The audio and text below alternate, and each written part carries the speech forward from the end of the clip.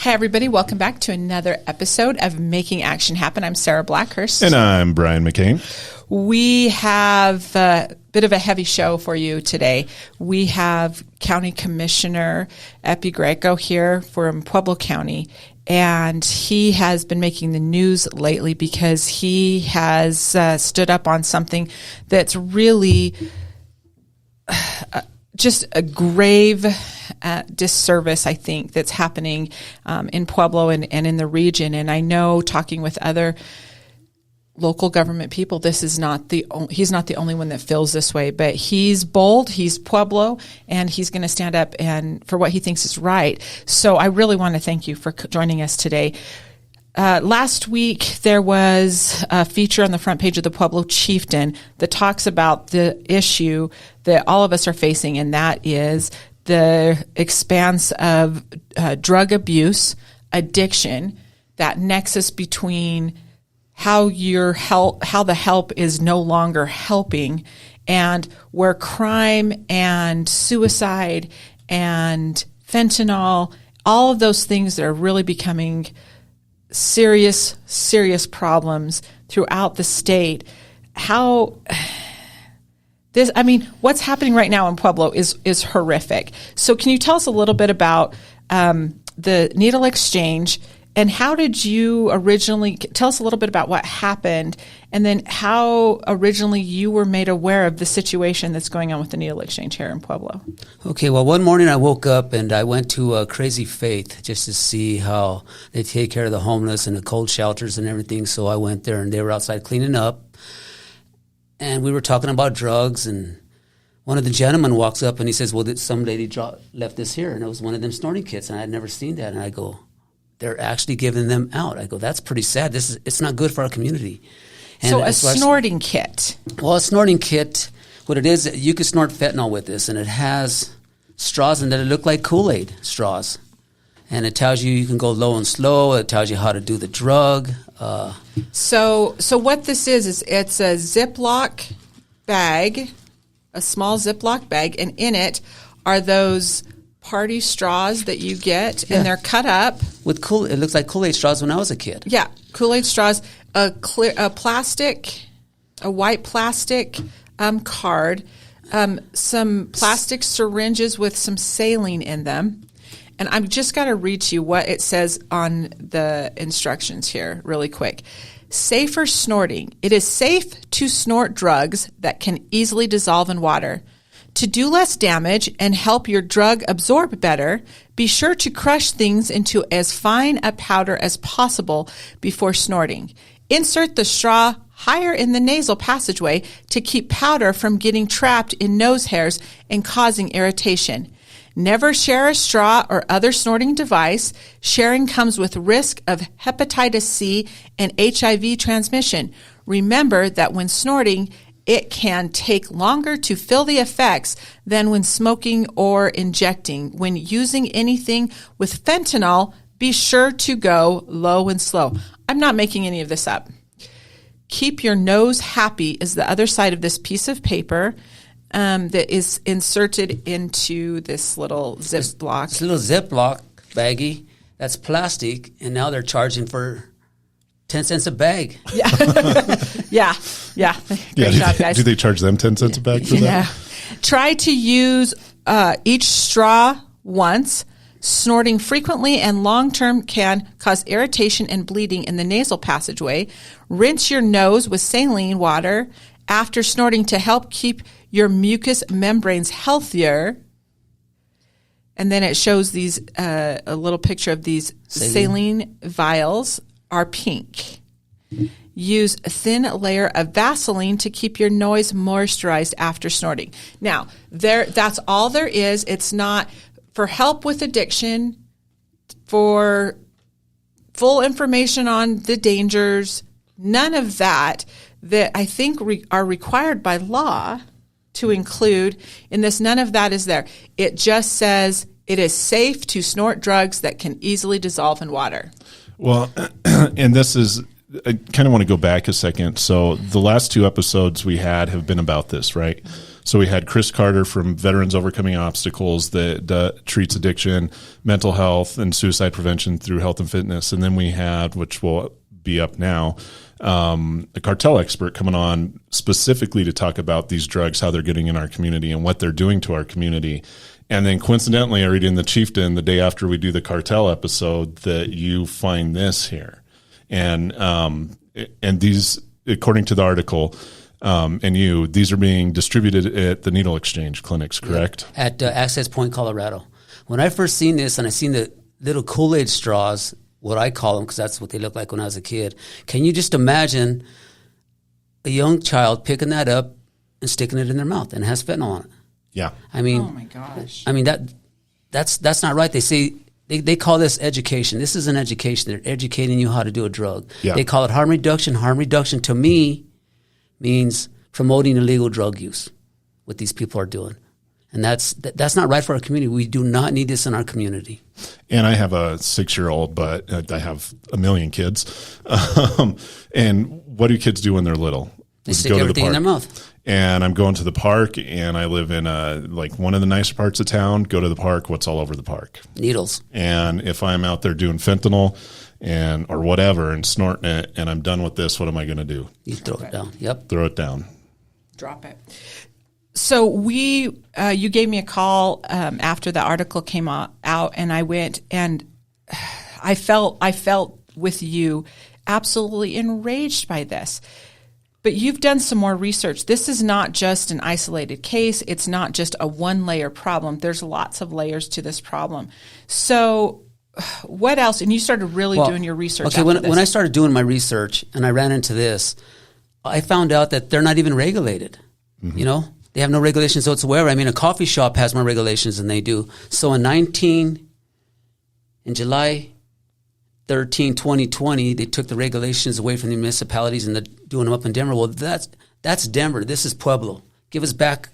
So the bill specifically says that without prior Board of Health approval, so they can do all of this, and they don't actually have to have Board of Health approval on anything. That's why you say, like, a coffee shop has to have a Board of Health approval on what they're doing, but these don't, but to be honest, there's no way the Board of Health would approve anything like this. I wouldn't think so. I know I'm on the Board of Health board, and I know I would not approve something like that in our community. No way. So that's why they have to do it without the Board of Health approval. So what's the argument for this? I mean, how are they rationalizing putting this little... Well, they're calling it's educating them on how to do drugs safely is what they said in the newspaper.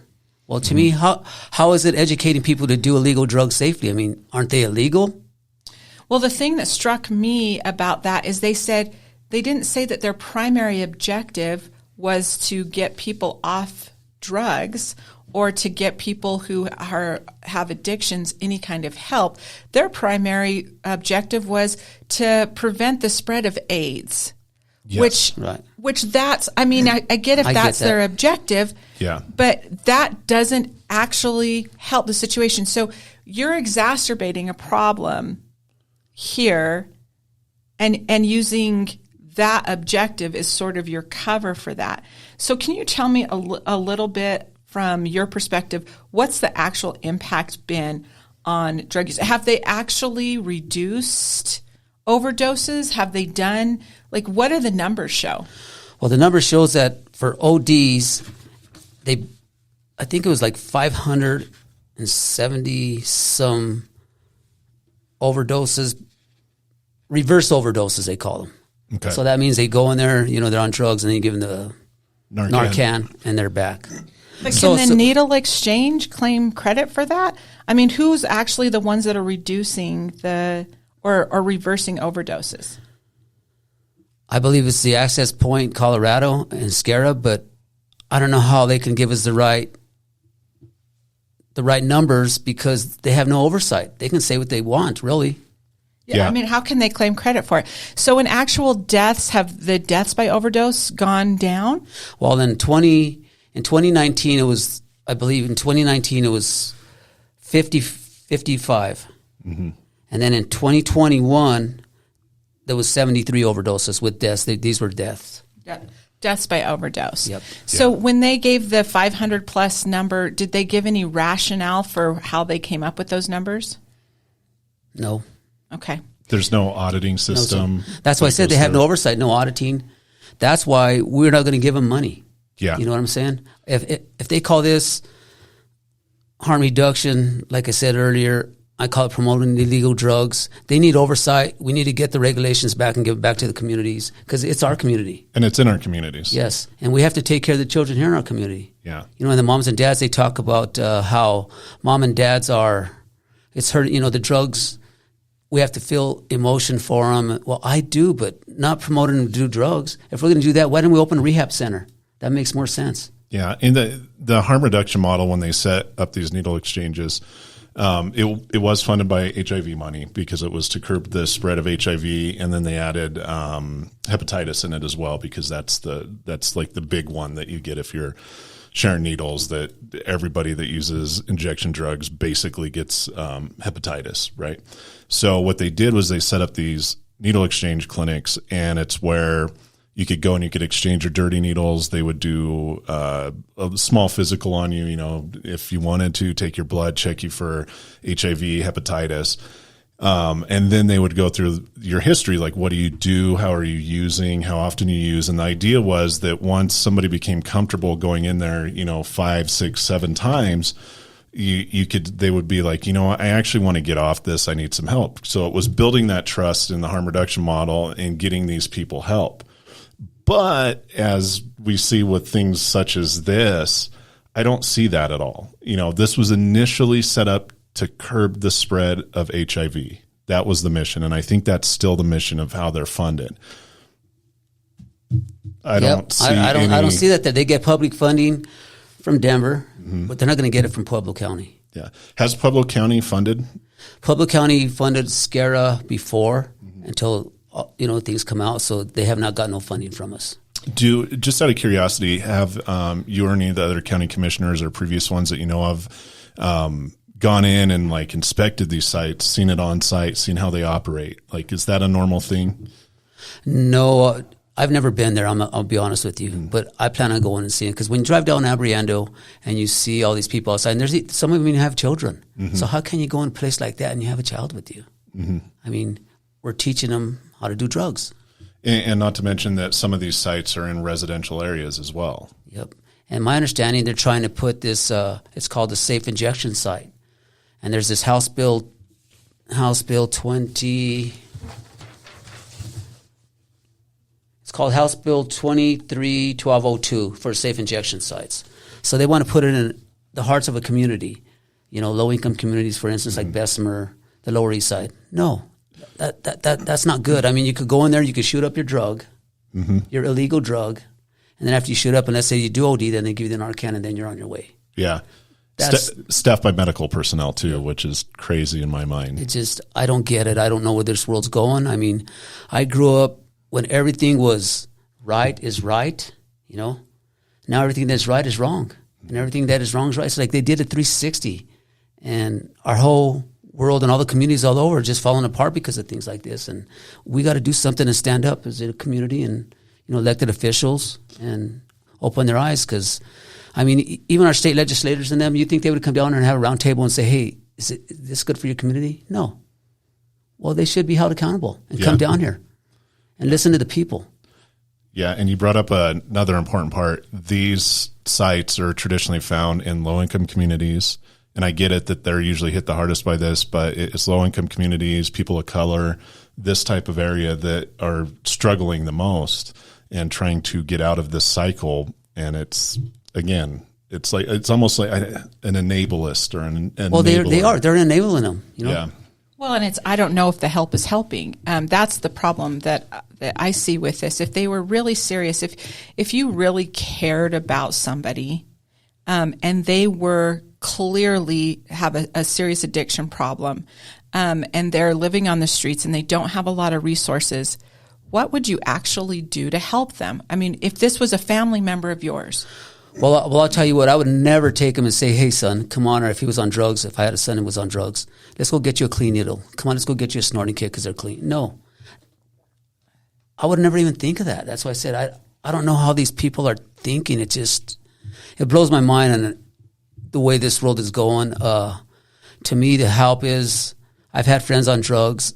It's like, come on, man, let's take you and put you in a rehab. You really need help. You're losing your family over this. But now, come on, let's go get you a snorting kit. Let's go give you a needle.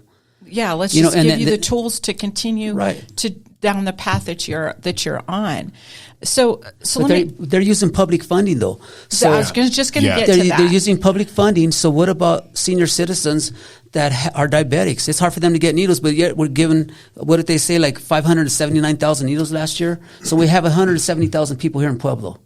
That means everybody in our family had to snort or shot up like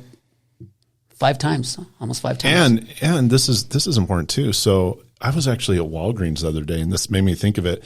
This little old lady, sweet as heck, she was getting her diabetic needles from Walgreens, which are not cheap. Right. And they didn't have any. And they're like, well, you can try the other pharmacy up there. We have no needles here.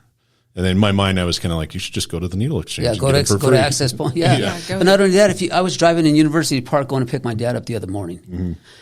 There's signs out there that says, if you have any extra needles, call this number. So I guess they're doing it so they can sell them or give them to people that are on diabetic or, has to shoot up their for diabetes. But these people, if they have that many needles and the senior citizens and they're using public money for that is not right. Yeah.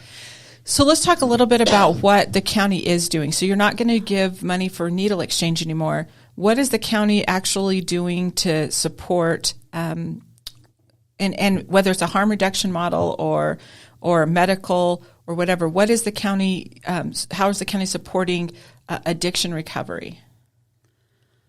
By, like once in a while, Crossroads, how they ask for funding. Mm-hmm. That's a rehab center. That we can help with. You know what I'm saying? But not this. No, we agree. We totally agree with you on this. So let's change this. Okay, so let's change drugs. I'm just a thought experiment real fast, okay? So drugs are illegal, right? Right. We can agree on that. People are going to use them anyway, and it's going to cause, harm, death, et cetera, a burden on the taxpayer for paying for cleaning this up, paying for jail sentences, police checking up crimes that are related to this. So let's switch drugs for guns, say illegal guns. No matter how you feel about gun control, whatever, that's not the point. So I want to start an illegal gun harm reduction clinic. So what I'm going to do is I'm going to set this up, and anybody that has an illegal gun that they're probably going to use for a crime, we'll just say that they're using it illegally, they own it illegally.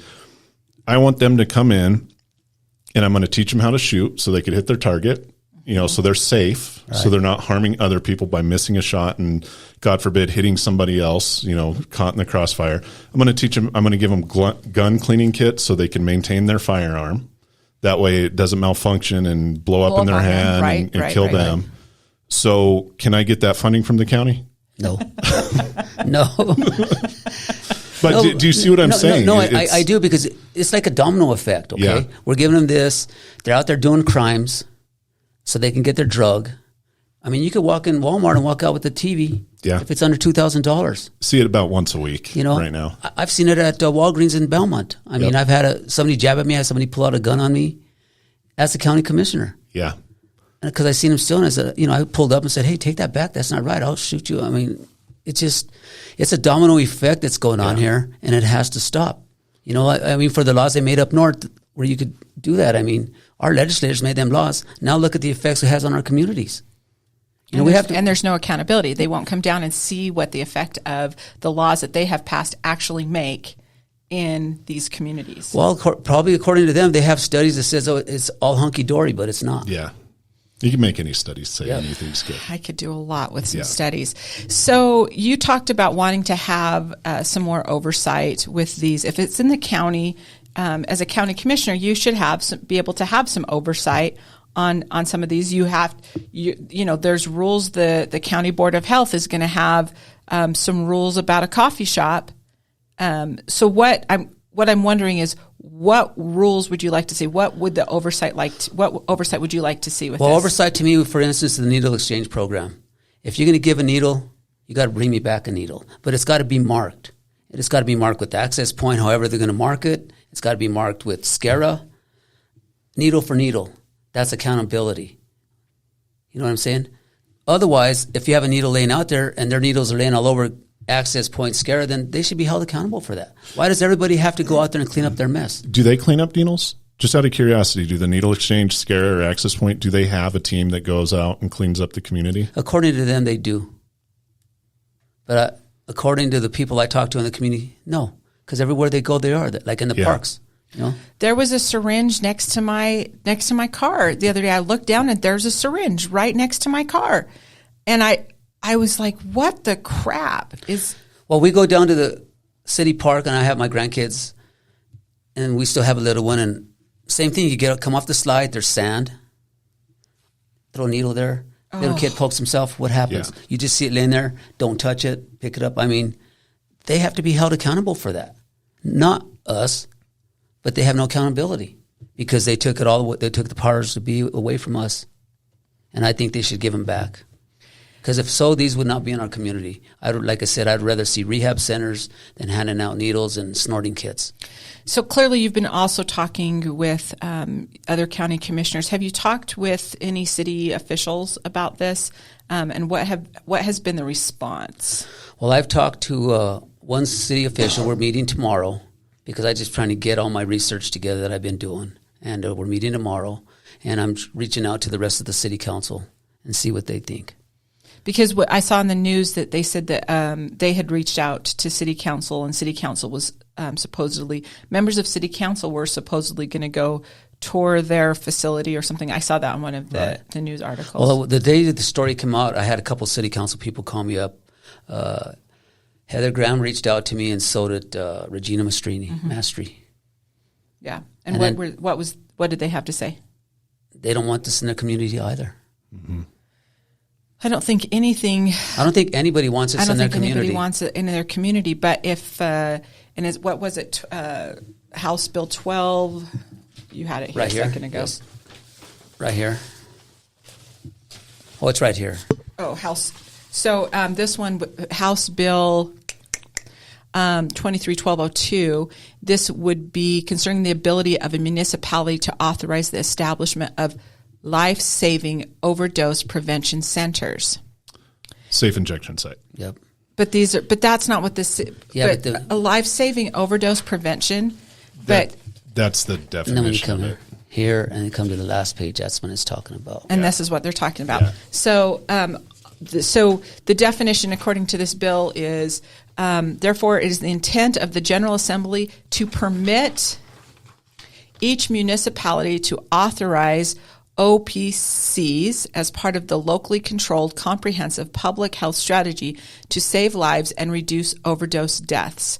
So that's for municipality. The counties don't have a say in this, right? So the municipalities can make the decision without any oversight with the county.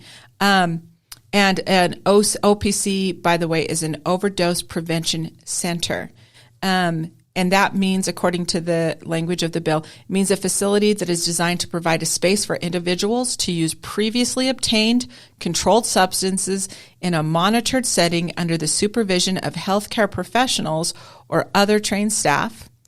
And it goes on, life-saving support to individuals, including access to sterile consumption equipment, tools to test for the presence of fentanyl, et cetera, and a municipality may authorize the operation of an overdose prevention center within its boundaries. So how is that safe to shoot an illegal drug? That's not safe. So, and I haven't read all of the language, but I don't know if anywhere in here it talks about any kind of recovery or anything that they would do to help people actually get off of illegal use of illegal drugs. I'm saying if they got public money to promote illegal drug use, they should have money for rehab centers. It's pretty much that simple. If they're going to put resources toward illegal drug Put it for a use, they good should cause. do it. They should do it towards resource centers. So let's talk about that for just a second. We've had these conversations a couple times with a couple of different local government folks. And it's a funding thing, right? So we're talking about, some people will beat their chests or flex over doing something like this, and they'll pat themselves on the back and say, we did something to combat the drug crisis that's happening, and in particular, fentanyl. But they're not rehab centers. They're just so you can safely consume these drugs. What if the funding mechanism went from a perpetuation of the problem to outcome-based, meaning you get funding based on how many people that you actually get into successfully completing a rehab or something like that. Yep. Is that something that's just completely pie in the sky, or is that something that you think I think that's where you're something sitting could be done? I think that could be done. They call it a drug crisis. They're creating the drug crisis. Mm-hmm. And it's like they're blind. They don't see it. Well, I like the idea of branding the needles that go out, and not even the 1-for-1, but just branding it, because again, they had so many needles given out and then so many came back in, and it was a big chunk. It was like 200 and some thousand that didn't come back in. But then I'm finding needles out there, so I could walk around and be like, oh, look, here's a needle from this place that's in the park. Here's a needle from this place. And they could be held accountable for that. Yeah. They should. Well, not only that, what I'd like to see is some data to see actual results as well. So if it's coming from the needle exchange, if they're doing a good job and they're saying, well, we, that needle went out, but we have like a 1-to-1 or whatever, and those are our goals, then I could see something like that. Or the data of how many times, like somebody comes in, and you can still keep privacy, but say, how many times have these people come in? Right. What did we do to help them navigate resources for recovery? And have an accountability piece where every time that this person came in, we gave them this piece of information that said that this is where they can go to get help, instead of something like this. And I like the idea. You're right. I like the idea of having. They should, if John, like you just said, Johnny comes in, we give him 5. Johnny comes back. Where's the other needle? Where's the other needle? But not only that, you could say, so this needle went out, and if you had, again with the gun idea, if you had a number on the needle, so that way you could come, when it came back in or when you saw it, you could actually track if it's making a difference. Because I think we've departed from this idea of what help actually is. So when you give a drug addict, you would no more give a drug addict $100 bill or several $100s. You wouldn't do that to an alcoholic or a drug addict. You would do something to help them get into rehab, or at least make the effort. Right. At least make the effort. Because I have a couple of friends that are homeless, and they landed in homelessness by doing drugs. It breaks my heart. They had good families, El Camino, Regency, and now they're homeless and their families elsewhere, and he's out there doing the drug. Mm-hmm. And it saddens me just to see that if they call this, it's helping them and educating them, it's not. It just, we have to really do something. We have to get everybody on board and stop this. Yeah. Because it is a crisis, but to me, places like this is creating the crisis. Yeah, and there's been a few needle exchange programs that I've seen and worked with over the years that actually did a really good job. Like they were very, I don't want to say pushy, but they were very aggressive in finding people help. But again, these are from smaller communities, so it's easier to manage a smaller population. But it was like, out of, I don't want to say where it is. I don't want to throw anybody under the bus, but say it was a town of around 2,500 people, and they had, 16, 17 regular customers that were always in trouble or overdosing or whatever. And it took a couple of years, but they got all of those people through help and then, cleaned up. And then I think 10 of them turned around and ended up running the clinic after that. And they looked at it as a way to kind of connect again, build that trust. But again, I didn't see them doing this type of thing. Their focus was to get people better and make them productive citizens of society. Yeah, and they were funded. They were funded by the county. They didn't take the HIV prevention money. It was the county saying, look, we have a problem. We're going to spend some money on this and make a difference. And it actually worked. And it was a good example of how this can work. One of my colleagues met with somebody the other day from Praise Assembly. And I guess all these churches have like a program to get people off drugs, and I guess they're pretty successful. He's going to have them come and present to us. And if that's going to work and help them, then I'd be on board with that. Yeah. But according to him, he goes, man, I don't believe their rate of getting people off of drugs and helping them and making them productive citizens of society. Yeah, I mean, you can't, because it's, again, no accountability, no auditing system, no hard numbers, Well, no but that's checks. not what they're getting funded for. They're not getting funded to help people get off of drugs. That's true, too. They're getting funded to help people not get HIV. Yeah. And that's two dramatically different objectives. So I think that's one of the things as community leaders that you're trying to assess. What is it? What is the objective here? What are we actually trying to accomplish here? So along that vein, let me ask you, and we were talking about this right before the show. You had a friend that was shot yesterday. And he wasn't a friend. Okay. There's a person you knew, No, yes. right? Yeah. There's a person you knew. On Friday, somebody that was a really well-respected, upstanding member of my community was shot and killed here in Pueblo in a parking lot. And there will be people that will sort of glaze over the connection between crime, death, shootings, all of that. They glaze over the connection between the drug problem and the crime problem.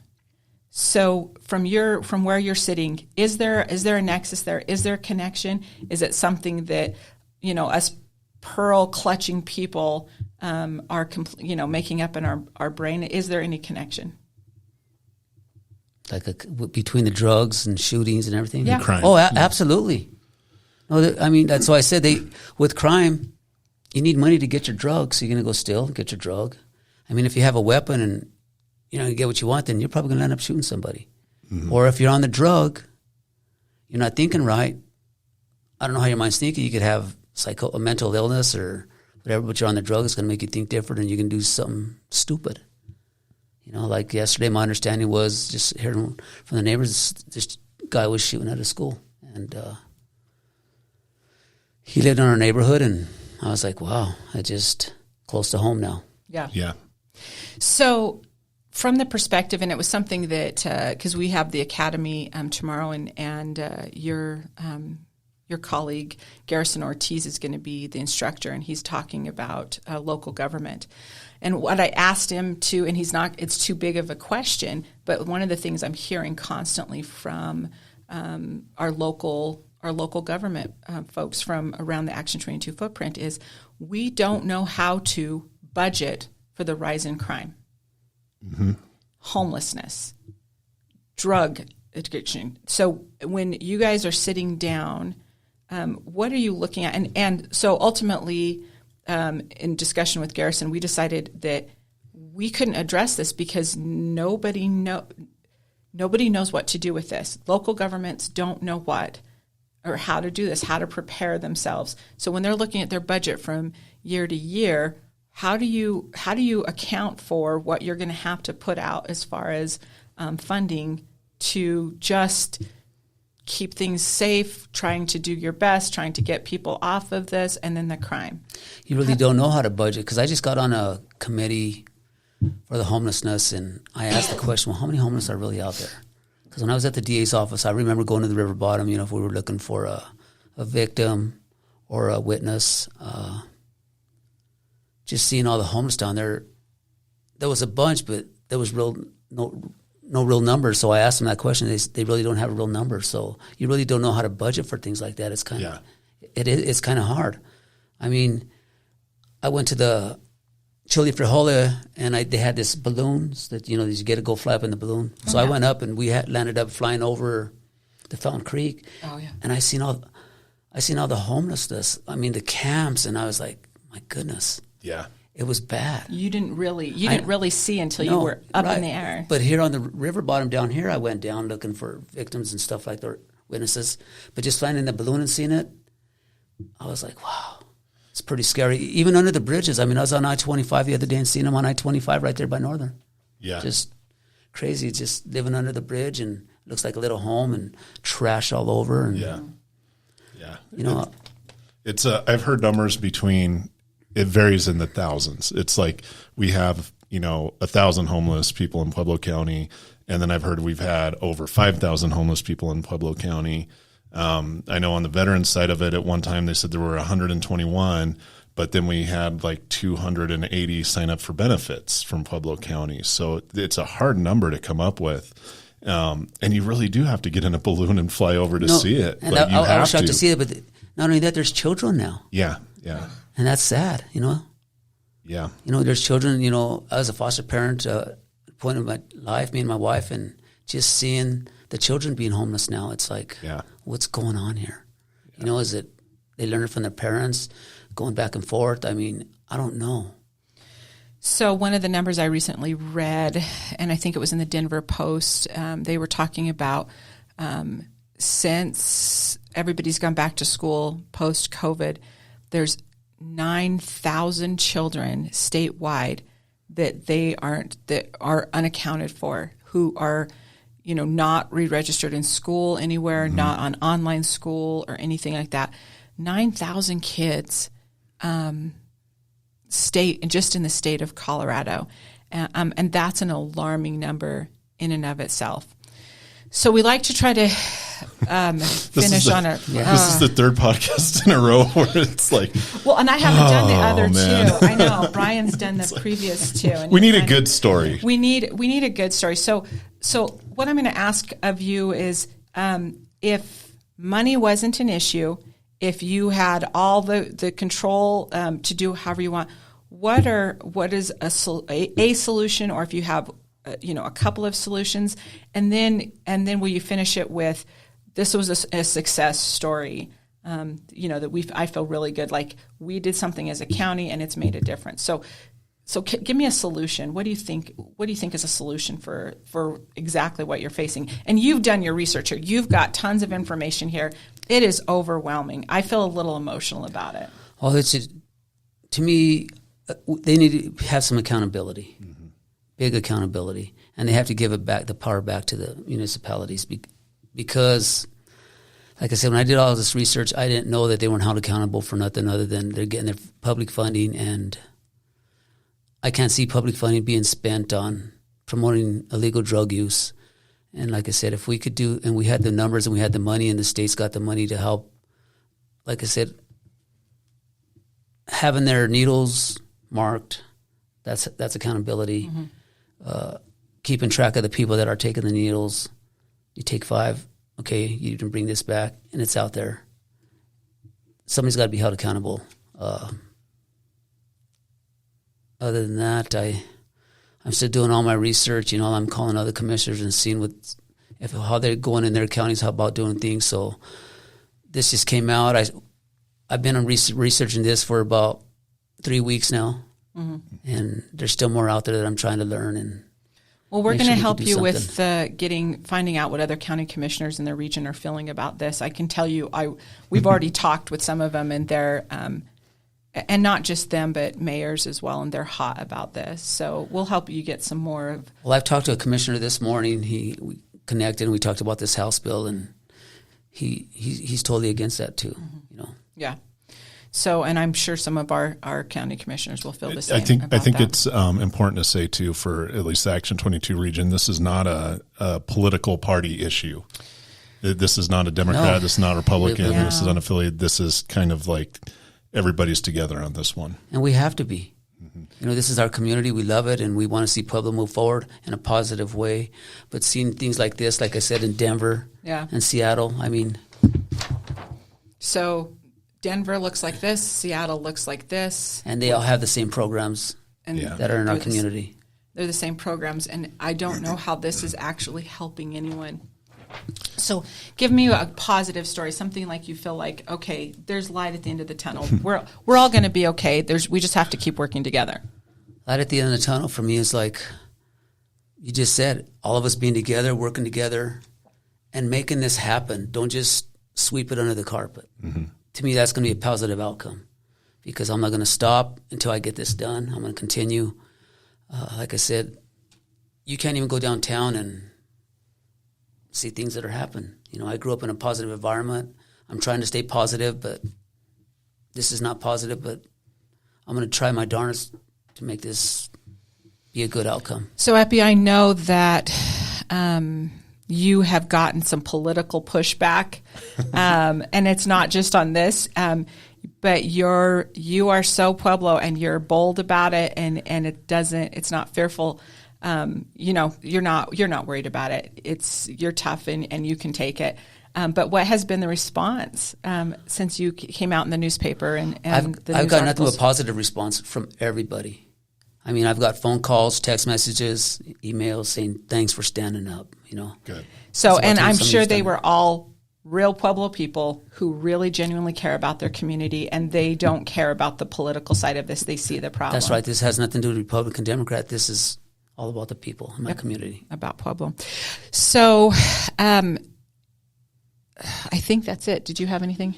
No. Stay tuned after this. Micah interviewed somebody on a project they're working on. Oh, yeah. So stay tuned. CU is working on a project, a PR project. And then I think when this goes up, we'll be able to make another big announcement regarding Micah. So we're excited about that. Hey, Chad Vorthman, I know you're listening. I just wanted you to know that we got one of those owl cameras, and the cutout I have in my office of you keeps confusing the owl. So it's a problem. We're not going to be able to have your life-size cutout of you and Sean anywhere near the owl. It's freaking it out. So stay tuned for our next episode of Making Action Happen, and we'll talk to you then. Thank you. Bye. Bye.